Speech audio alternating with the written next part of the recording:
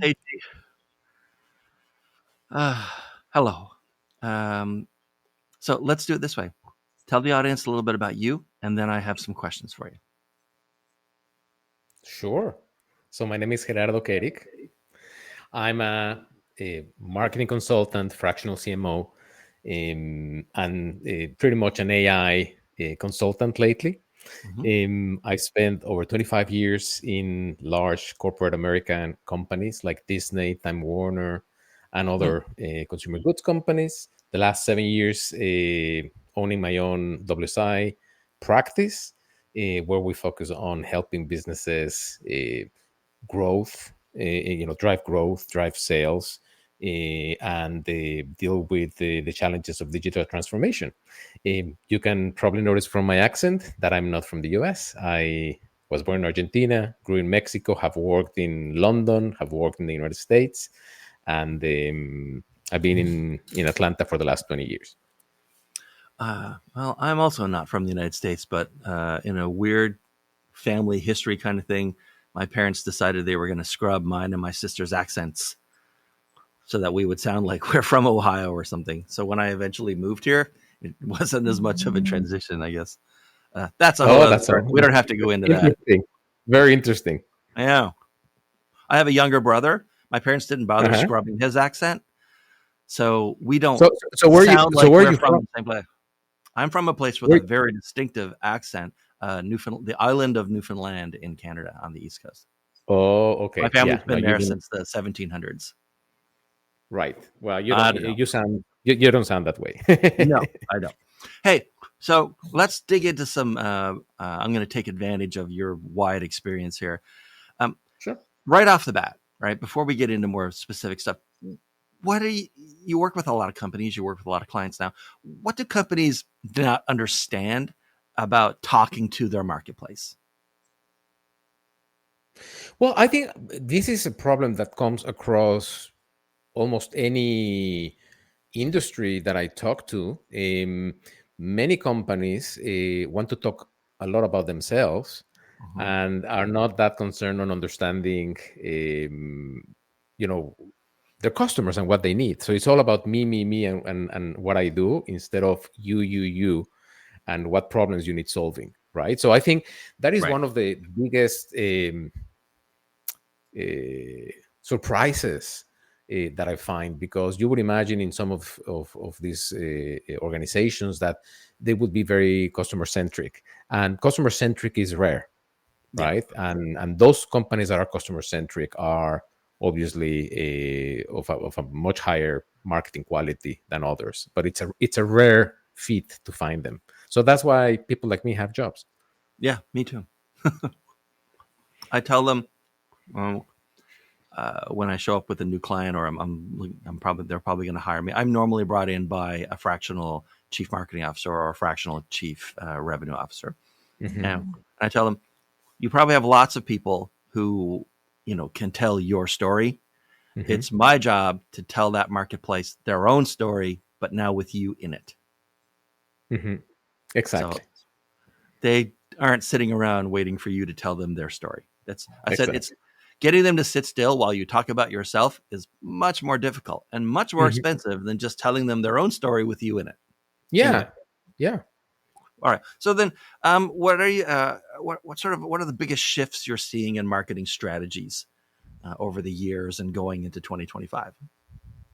I mean, there's obviously every year there's a harder shift towards digital, right? Yes. Digital transformation, more and more and more and more, right? And that this started, a decade ago, right, with social media and with Google, how budgets started to move from above the line activities more towards performance driven activities, and that hasn't stopped because now that you have way more channels you can choose from, Yeah. way better data to be able to measure results and attribution. So I see that that's becoming way more prominent in all Hmm. budgets and plans. And obviously now with the artificial intelligence, that's actually changing the whole ballgame, right? Because now Right. we're figuring out much more rapid and efficient ways to test advertising, to test messaging, to adapt very quickly, to come out with with new campaigns for A/B test, and Yeah. that's allowing marketeers to really do very very rapid firing. And not everybody's ready for it. Not everybody's ready for it, but that's coming, and that is Yeah. something that is going to really change the industry. Another trend that I think a lot of marketing teams are starting to discover is that again through AI we're reducing costs. Right, copywriting is way cheaper now with AI, Yep. translation, adaptation. So all of those processes are actually getting looked at across all industries, and that's a very massive change. Yeah. So the economy has been all over the place for the last few years, right? Mhm. Between the pandemic and all kinds of stuff and recent stuff. And so, right now, how do you see the economy influencing marketing strategy and priorities with your clients? Well, so what I've seen with clients, particularly last year, was a slowdown. A lot of Right. people were holding their budgets and trying to figure it out. We had a reduction in closing sales, but funny enough, when you look at our when we look at our pipeline, we do have an increase in lead generation, and increase in we hold our metrics in terms of deals open in the pipeline, proposals presented, but we had a big drop in closings. And when we dig deep and investigate what caused that, we were not losing those deals to other agencies or to other consultants. Those deals were not going forward. Companies were deciding not to engage. So obviously last year I think it was very affected by that. We saw an uptick this year. So this year we've seen clients starting to engage in projects and starting to plan for next year. Right. Um, but funny enough, the last couple of months have been very slow. I think people were really waiting to see what would happen with the Yeah. elections. And they you know and I know this is probably a super super tiny sample, but last week and this week I got 4 calls to quote on 4 different projects that just happened, and that's very rare to have four Yeah. calls of an actual project coming within 2 weeks, um, which I think it's a signal that people are starting to get ready to spend Right. again. Right. Right. Mhm. Do you think there's any like tactics that are delivering marketing tactics or channels that are delivering like really great ROI or will for the duration of 2025? Well, TikTok is working really good. And Yeah, almost all the views on this podcast come from TikTok, I so I know. can't I complain. know it's been a great success for you. Yeah. We're testing TikTok. It's working really well. Many clients are not wanting to engage with TikTok now because of all the talk about being banned Yeah. in the US. But I think with the Trump administration, I think that might change. Hmm. And if that changes, I think that's going to be a channel to keep an eye on. LinkedIn is very interesting too. LinkedIn is expensive, Yeah. but if managed correctly, it's for B2B, it's a very important channel. And I Yeah. think it could drive very good ROI. But you have to have the right product, and you have to have the right campaign structure, right? Because Right. being B2B, you have to think through differently, right? It's more about lead generation. You need to have very good lead magnets that is actually driving people through all of the different steps of the funnel. So it's a more complex process, but for high ticket B2B items, I think LinkedIn is really really strong. Well, yeah. LinkedIn is our second largest source of views for this podcast Hmm. after Yeah, TikTok. I'm not surprised. Your podcast is a B2B podcast. Yeah. Um, so has you talked about like new inquiries coming in this week, just this week alone. Um, has the process of finding clients changed in the last year or so? Or do you think it's about to change for fractional CMOs or marketing consultants? Well, I think that's a tough question, right? Because I think every fractional CMO you speak to will have a different playbook, right? Well, I have a different question for you that's related. Is Okay. there a truth about when you're a fractional CMO, you're a marketing consultant? Is there a truth about finding clients that most of the fractional and marketing folks you talk to just don't want to accept? I'm not sure I'm understanding the question. Is there something that you know they should be doing or a way that they should be thinking in order Yeah. to get more clients, but they just Yeah. won't do Oh it? yeah. Oh yeah. Oh For yeah, sure. yeah. Oh Okay, yeah. go ahead. There's a saying: the riches are in the niches, Yeah. right? And I think the one thing that it's super important if you are offering a service like fractional CMOs to is to pick a vertical and become an expert in something, Hmm. right? And when you do that, then you become valuable for that vertical, right? And a lot of people don't want to do that because they feel that by picking a vertical, you're letting go of so many other options for business, which you're really not. Because if somebody wants to work with you and they reach out to you, you can still Hmm. work with them. But what allows you to do is to be very laser focused on your marketing messaging, how you invest your money, where you invest your time and resources. So the challenge there is to pick up a vertical that there's enough pain in there that you can solve, and there's enough people with pain that you can have a business coming out of it, right? But I think it's very, very important, and a lot of people don't do that. It took me a while to pick a vertical, so Yeah. I'm um, I'm guilty of that too. But once you do that, things start to align and things Hmm. start to work for you. Yeah. No, I absolutely agree. Right. I only write four things. That's it. Yeah. And being able to cut out most of what most people write has been phenomenal for sales. For phenomenal for sales. Yeah, because people start remembering you, right? They know, Yeah. they say, "Oh, Dean writes for FCMOs, right? And this is Right. what he does," and they know how to, that's Yeah. what we're trying to fight Yeah. for, I tell right? Which people, is look, you're gonna memorability. you're gonna be in a box or a cupboard in someone's head. If you're not in a very specific cupboard, you're in the junk drawer. Yeah, And the junk drawer is the last place anyone goes to look for anything. If yeah, they think they know the cupboard they should go to. yeah, You don't have a choice. You're going to be in a cupboard or you're going to be in the junk drawer. yeah. You don't And, ha- you get to choose which one you're in, but you don't get to choose whether you're going to be in one or the other. You're going to be in one or the other. Pick one. A- Absolutely. Yeah. And listen, being in a vertical doesn't mean that you're married just to that vertical, Mm. right? So people that build a strong presence in one vertical, then can start building strong presence in a second vertical, Yeah. right?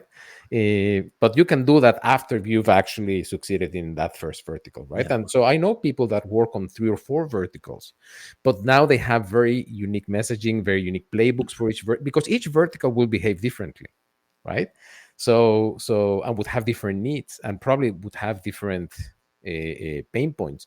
So it's important to understand that, because then each of those efforts has its own playbook, and that's fine, and Yeah. that's fine because you can specialize that way. I tell companies because some of them are just very reluctant. They think they're leaving money on the table if they like get too specific. And I say, so I sort of comfort them and I say, look, you can say over time absolutely everything you want to say, Hmm. but one thing has to go first. There has to be something that's said first. Hmm. And if you try to say two things first or three things first, you might as well say nothing. Hmm. So you just you have to lead with something. So Hmm. pick a vertical, pick a niche, pick a type of work you do, pick a particularly like, rare or exotic or complicated thing that you're great at. Just lead with that. Hmm. And then when people become interested, you can tell them the other stuff. But you just can't say like, we're a supermarket. Like Yeah, nobody thinks about you then. exactly, Uh, exactly. all right. You talked about earlier the last year budgets tightened up quite a lot around the economy and stuff. There are a lot of marketing people on the bench, so to speak, right? Oh yeah. Hmm. What are some of the challenges? Like what would you advise a company that came to you and said, "Hey, we're looking to hire these three types of marketing people. Uh, we put up one ad for one person, and 4,000 people applied in a day. So Hmm. we can't handle that. So, like, how are we going to find quality people given that the problem is not that there aren't any to find, it's that there are too many who want to talk to us? Oh, that's a very interesting Mm. challenge. I haven't thought Yeah. about that. I mean,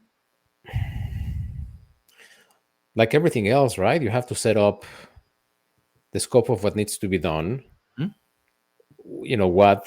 What are the boundaries of what you need, right? The minimum that you need, and then from what you have, you try to find people that fit that box, and I think Well, if they can do the job, if there's 4,000 people, just for argument's sake, that can do the yeah. job, you're gonna have to choose by what's a better fit for the culture on the Mhm. team, right? What would you Because give? What advice would you give someone who comes to you and they say, "Gee, uh, this isn't a good match for you, but we do need to find a fractional chief marketing officer. How do we find a great person today, given how many people are saying they're fractional CMOs, and figuring out whether that person's going to be a fit for us?" yeah, so I think a couple of things, right? So Mm-hmm. if you have a lot to choose from, first of all, does this person in in your mind, do you want someone that has experience in your industry? Right. Sometimes that's important, or sometimes people want outside experience, right? People from other industries because they want to shake up things, right? Mm-hmm. So that's the first thing. If you want somebody with experience in your industry, that's gonna reduce the amount of people you're talking to, right? Um, and then there's a lot of people saying that they're fractional CMOs, but they don't have fractional CMO experience, right? And when Okay. I talk about fractional CMO, I'm not saying that people need to have had a CMO title. Okay. No. For me, a fractional CMO is somebody that has led a larger organization, was probably the top marketing person within the structure of the business they were working for, right? So if it was a VP or senior VP, Right. but then on top of that was a general manager, then even your title wasn't a CMO, you're a CMO. So you have to check credentials because I think there's a lot of people that are claiming to be fractional CMOs, but they do not have that experience, Right. right? Well. So I would check for that. Um, and then once you find the ones that do bring that experience, I would probably make sure that it's the right fit for the culture of your organization. So if you're a $30 million company, $50 million company, you might want somebody that can work within that environment, right? If you're bringing somebody that is a fractional CMO but used to work in corporate America, can that person transition to a small size Right. business, right? Right. Because it's a total different set of Yeah. challenges, right? And the opposite is true, right? If you're $100 million company, $150 million company that is looking for a fractional leader, is the person that you're hiring where does that person come from? Does it have experience in small, medium-sized businesses? And maybe what you want is somebody that comes from a larger business than yours, because what you're trying to do is scale up, right? So I Right. would I would frame the question that way. What is it that we're trying to achieve with this position, Mm-hmm. right? What are the key um, aspects that we're looking for the person that is going to come into this? Do we need somebody that's going to manage and not grow as much and make us more efficient, or we want a visionary that is going to take us to the next step? And from there, then you can start maybe doing a better selection of what you have available, Okay. right? I have a hypothetical situation for you. Hmm. You're on stage. You're the speaker. Hmm. Everyone in the audience became a fractional CMO yesterday. They're brand new. It's their first full day. as a fractional CMO, right? And they want you to finish this sentence. So they want you to finish this sentence. A fractional CMO starting today is going to be surprised by what? What about being a fractional CMO is going to be surprising to most of them? Okay. He's going to be surprised about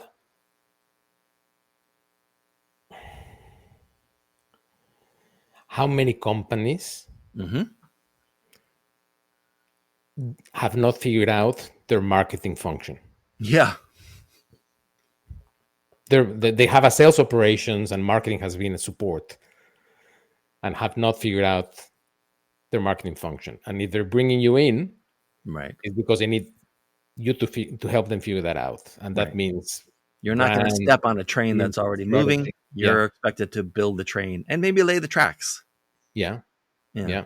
Yeah. Oh, that's good. And also, they're going to be surprised. I'm going to add another one. They're going to Yeah. be surprised about how much they expect to deliver quick. How much the clients would expect you to deliver Yeah, quick. quickly. Because most businesses that are bringing a fractional leader, they're not bringing it to think, oh, we want to build a strategy for the next 2 years. Right. It's like, we have a fucking issue today, man. Yeah. Yeah. We need you to come in and clean the house and help us, put some order into this mess. So yeah, you don't have much time. You don't have much time to build credibility. Yeah. That is very true. In fact, most of my business relies on that fact. Most of my business relies on the fact that a fractional CMO starts, they don't have a lot of time to impress that client. No. Most of my specialty is I do the kind of writing that, allows you to impress the client fast. That's the reason why I get hired over and over. You have 90 days. 90 days. 90 days. And after 90 days, if you've done a good job, then that can extend to 6 months, a year, etc. Yep. But, if you don't do a good job, you have 90 days. Okay. When you're talking to clients or you're talking to other marketing people these days, what type of message, what channel, what tool, what idea do you think is overrated, right? It's not delivering, even though everyone talks about it. And what is sort of underrated that people don't appreciate how good it is? Like, is AI overrated right now or underrated? So I'm going to answer. Digital overrated or underrated? I'm going to answer to you in a way that it's a little bit tricky. I think AI is overrated and it's underrated. Yeah. Both. Okay. So I think it's overrated in the sense that people are thinking that AI, everybody can do AI, right? Mm-hmm. Oh, if I just pay for ChatGPT Premium and start doing my emails and my copy on a large language model, I'm doing AI, and I'm gonna do better. And that's overrated because that's gonna take you so far, right? Mm-hmm. What's underrated is AI too, because what happens with AI is that you can change workflows completely. Mm-hmm. You can change workflows that take you, and I know you do, and I know you actually do it with your podcast. Mm-hmm. Something that could probably take you 3-4 hours, you can reduce it to half an hour, right? If you think about it, if you look at the workflow and you figure out how to use AI. And that's happening in every workflow in every company, right? So for example, we are totally AI enabled, and we've managed to reduce our time to proposal from 4 hours to 45 minutes. Yep. Right. And they like that. We're changing many things, and we're helping clients do that too. So we're doing, when I introduced myself, I talked about we're growing pretty much into AI consulting, because we've now put together an AI adoption roadmap that we're helping clients go through to help figure out how they can implement AI in their businesses. That goes beyond giving people access to ChatGPT or Anthropic or Gemini or whatever they want to do. It's about, okay, how can we find low-hanging fruit opportunities that could actually save you money, right? Or make things faster or better. Right. But so I think AI has those two sides of the coin. It's overrated in the sense of, oh, if we just use ChatGPT, it's going to be perfect and we're going to get great results. And it's underrated in the sense that people are not realizing that they actually need to be looking at this from a workflow perspective, Right. not from a use case perspective, and not from an individual perspective. Yeah. If there's work that's sort of like grunt work or dull work or work that you don't do in your business, you know that you should, but it's kind of not worth hiring someone to do it. And you don't want to do it yourself because it would be too time consuming. That's an excellent place to start seeing if you can give that to AI Hmm. and have it done in seconds or minutes instead of hours. Yeah, exactly. Right. All right. Exactly. So, Gerardo, so who these days should contact you and how should they contact you? Okay, so um, thank you for the question. I work with small, medium-sized businesses. That's a target Right. um, I look for, and I try to work with businesses that are either trying to sell, so they're looking for improving their performance today, so they can fetch a higher price, Mm-hmm. or with businesses acquiring others, like private equity funds or Mm-hmm. some or another business acquiring another business, and they need to integrate that business and they need to scale that business, right? So those are when we talked about niches, I worked in the niche of buy sell, right? And I'm a trusted advisor on both sides, and I come in operationally to help improve things so we can meet targets. So that's the first segment that I target with fractional CMO. But I also mentioned AI consulting, and the reason I bring it up is because I just see it as the next. I've always lived on the digital transformation frontier, right? So a lot of the work I do has to do with transforming businesses with digital tools, and AI is that next frontier of digital transformation. And a lot of the engagements and speaking engagements Right. and projects that I'm closing lately are coming through that um, that channel, Mm. helping businesses figure out what to do from an AI perspective to actually keep more money on their pockets. Right. Okay, so if a business is trying to figure out how to become more productive and are starting to think about how to move forward with AI, that's another great Okay. And how contact should for they me. get in touch with you? So they can look for me on LinkedIn, Mm-hmm. right? Gerardo Kerik, Kerik. They can look at my website, wsidigitalboost.com, Right. right? Or just send me an email, gkerik@wsidigitalboost.com. All right. Sounds good. All right. Thanks. This has been really good. I really liked, especially the answer around um, finding talent and how to pick a fractional CMO. I thought that was really good. Thank They're you. all good, but I really like that one. And Thank it's a way of thinking about it that I don't think anyone else has brought up before. All right. you. Well, so thanks very much, Harada, and thanks everyone for watching. And we'll see you next time.